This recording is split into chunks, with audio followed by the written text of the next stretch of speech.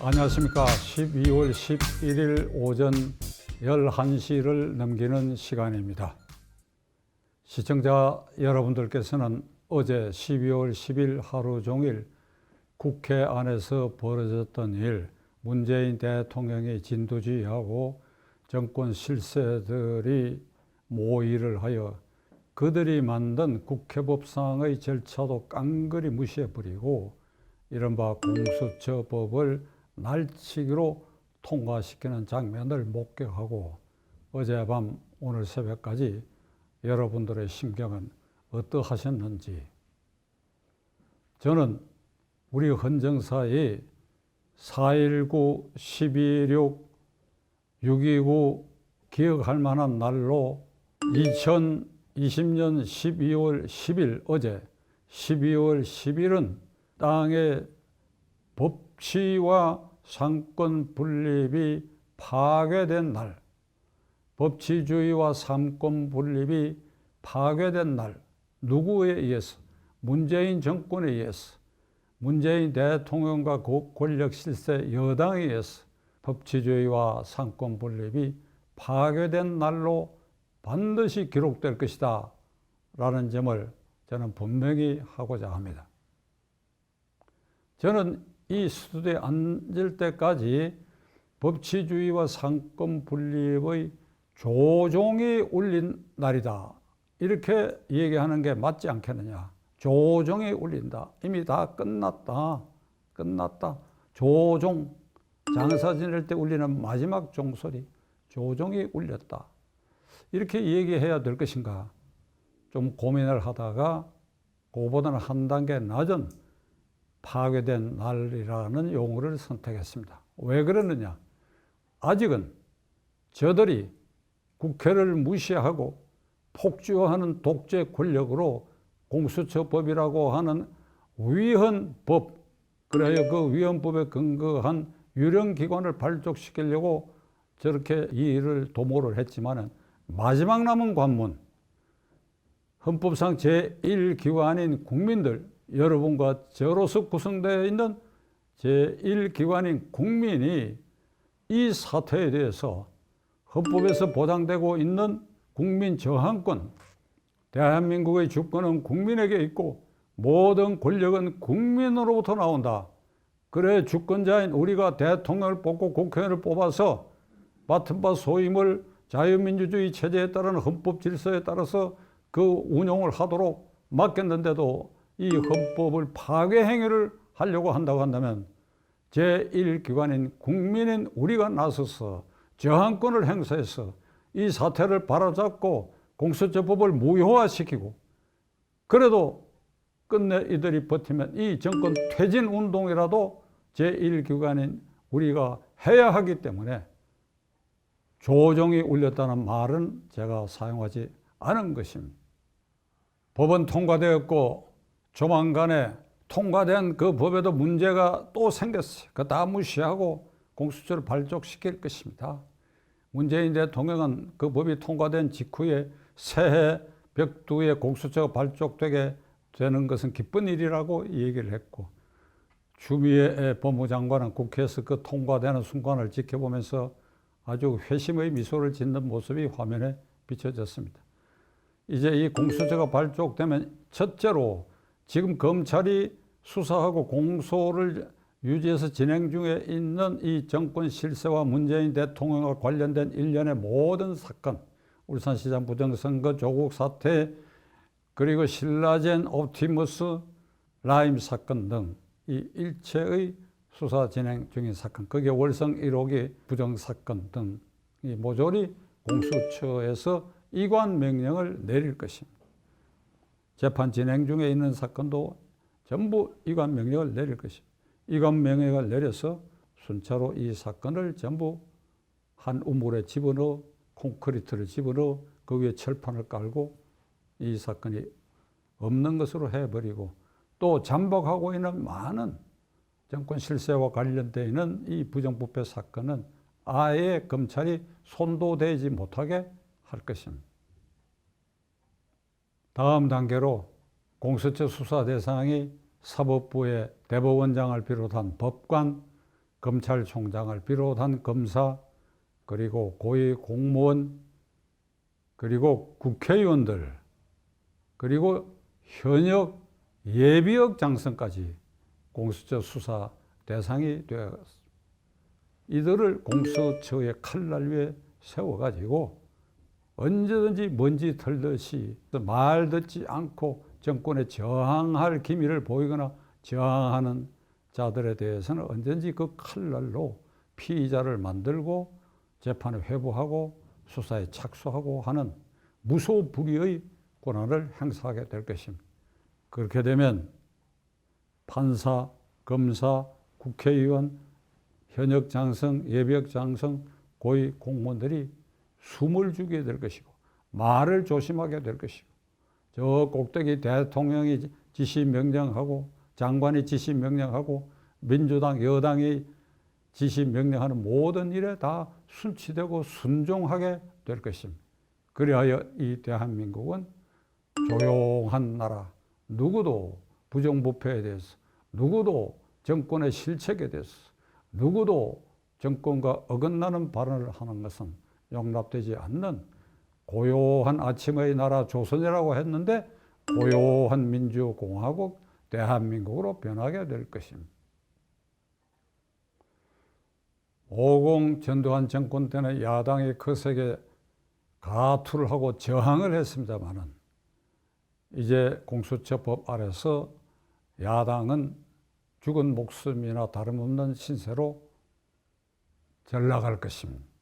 물론 그들이 모든 걸 걸고 어떻게 싸울지는 두고 볼 일입니다만 따라서 군사정권보다도 더한 한국형 소련의 KGB, 중국의 기율처, 그리고 북한의 보위기관을 닮아가는 괴물 공포 유령기관으로 자리 잡게 될 것입니다. 그 수사 대상이 국민인 우리는 아니다. 일반 국민인 우리는 아니다. 우리는 먹고 살기에도 바쁘고 취업난에 코로나가 드세고 해서 아주 힘든 삶을 살아가는데 우리가 거기에 무슨 신경을 쓸 것인가? 아닙니다. 이것은 고스란히 국민인 우리에게 이 공수처의 독재적 권한이 시간을 두고 직접적으로 간접적으로 우리 생활 모든 곳에 미치게 될 것입니다.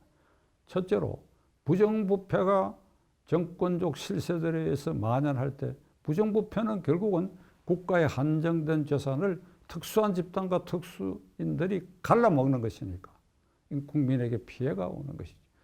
사회정의는 온데간데 없이 될 것입니다. 그래 대한민국은 아주 추한 공화국으로 전락하고 그래서 그 공화국의 국민으로 우리가 살아가는 거 우리가 용납할 수 있습니까? 공수처법의 제정은 명백한 자유민주주의 질서를 파괴하고 현행 헌법에 정해져 있는 절차도 다 무시한 가운데 이 법을 탄생시켜서 이제 발족을 하게 됐습니다. 이 주축 세력은 586 세대의 핵심들입니다.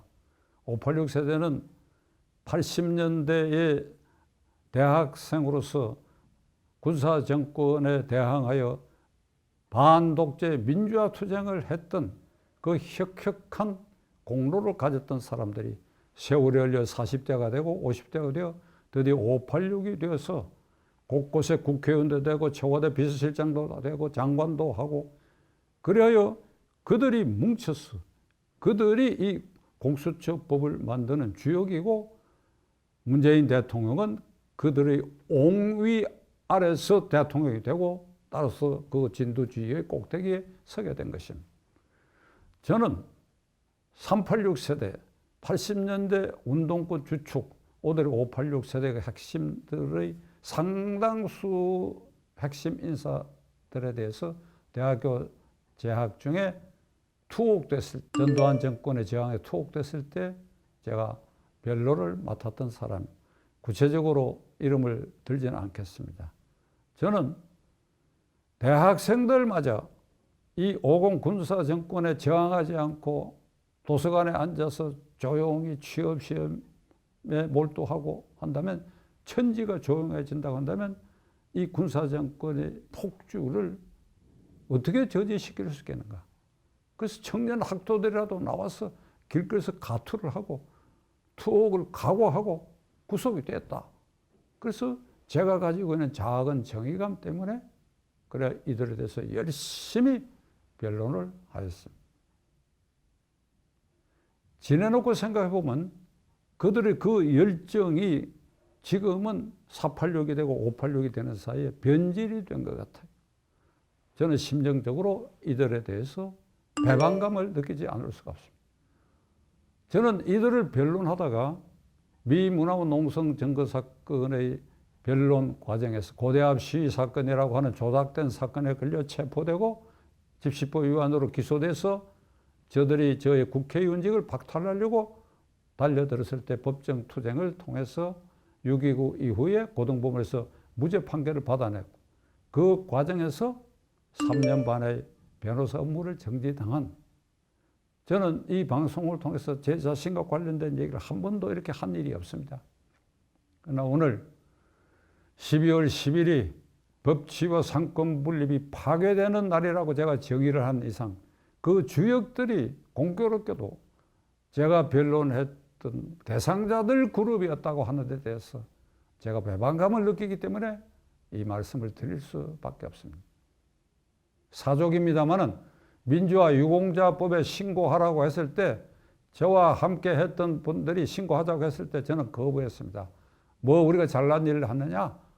젊은 학도들이 고생하는 것에 대해서 우리의 작은 정의감으로 봉사했을 따름인데 지금 생각해보면 신고할 걸 아니었던가 하는 생각까지 들게 만드는 오늘 아침에 저의 심경입니다. 법치주의를 파괴하고 상권 분립을 파괴한 이 사태를 원상 회복시키는 일은 제1헌법기관인 우리들에게 주어졌습니다. 허영 교수는 경희대학교에서 문재인 학생을 가르쳤고 그에 헌법학은 그 무렵의 모든 사법고시 수험생들의 기본서가 된 것입니다. 그는 지금 80대 중반으로 여전히 활발한 활동을 하고 있습니다. 작년 10월에는 문화일보 지상을 통해서 공개적으로 제자인 문재인 대통령을 향해서 어찌 위헌인 공수처법을 그대가 도모를 해서 공수처를 발족시키려고 하느냐 하고 아주 경고성 나무람을 했고, 월요일, 오늘이 금요일입니다. 월요일 동아일보 지상을 통해서도 같은 취지로 거의 마지막 경고성 말을 문재인 대통령 권력 실세들을 향해서 기고를 통해서 경고를 하였습니다. 이러함에도 이 법은 이렇게 통과되고 말았습니다. 이제 제1헌법기관인 국민인 우리들이 나설 수밖에 없습니다. 누가 이 헌법 제1기관인 국민을 한 군데 모아서 뭉쳐서 주도할 것인가? 어떤 지도자가 나올 것인가? 염두에 둘 필요가 없습니다. 우리 모두가 지도자가 되어야 됩니다. 그러는 가운데 우리 모두를 대신해서 줄을 세우고 날짜를 정하고 모이는 장소를 정하고 주장할 날을 정하고 하는 사람이 생길 수가 있을 것입니다. 우리 모두가 주인공입니다. 1차로 우리는 헌법재판소의 공수처법이 위헌이라고 하는 헌법소원이 제청되어 있는데 헌법재판소를 압박을 해야 됩니다. 헌법재판소 재판관 전원에게 편지로, 문자로, 그리고 시위로 이 법을 빨리 무효화시키라고 하는 운동, 더 나아가지고 이것마저 기각되든지 그런다면 정권 퇴진 운동을 병행해가지고 문재인 대통령에게 압박을 가하는 그런 국민 저항권을 행사해야 되리라고 생각합니다.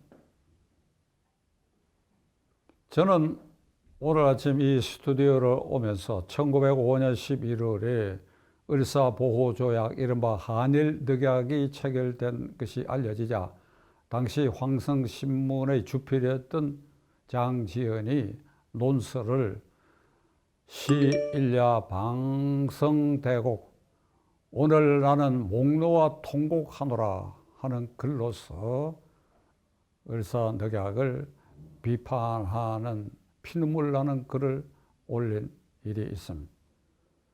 저도 오늘 어쩌면 심정적으로는 12월 10일 이 사태를 두고 오늘 목 놓아 크게 울고 싶은 심정이 들지만은 앞에 말씀드린 것처럼 아직은 헌법상 제1기관인 국민인 우리가 헌법상 보장되어 있는 국민저항권, 일부에서는 오해를 하는 사람들이 있는데 국민저항권은 헌법이 보장한 권리입니다.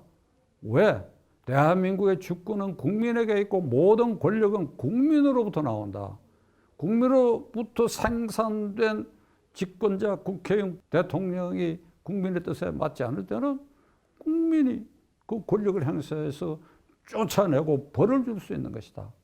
따라서 이 국민저항권이 아직 남아있는 한 목 놓아 크게 울 일은 아직 아니다. 이런 심경에 오늘 이 자리에 앉았습니다.